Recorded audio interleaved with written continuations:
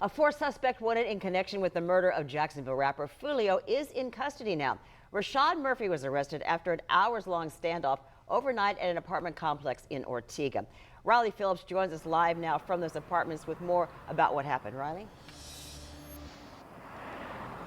Yes, we drove through that apartment complex a few hours ago. We could already see crews out there cleaning up the damage from the SWAT standoff. There were some broken windows. JSO had to use tear gas to get Rashad Murphy to come out of the apartment and surrender. And Sheriff Waters says they wanted to do everything they could to make sure Rashad was taken into custody safely.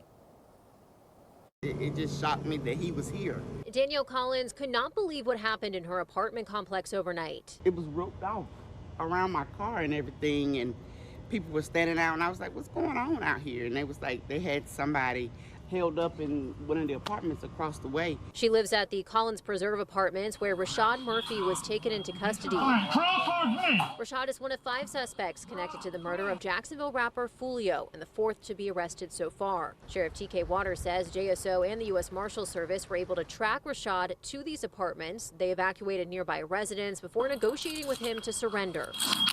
The ultimate goal is to get him out safely. So use tear gas, whatever we need to do to get that arrest warrant effectively served. JSO is still searching for Davion Murphy. Police say he was one of the shooters the night of Fulio's murder, and he is a known gang member. They're asking the community to remain vigilant since he could be armed.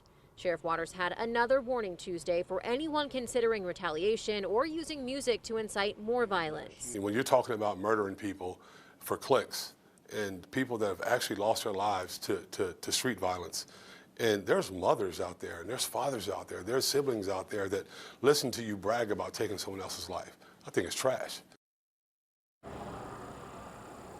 And Rashad is also facing a first-degree murder charge. He will be extradited to Tampa, where he will be prosecuted along with the other suspects. Sheriff Waters says they will all go through the court process, and he hopes they will be sentenced to prison for a very long time.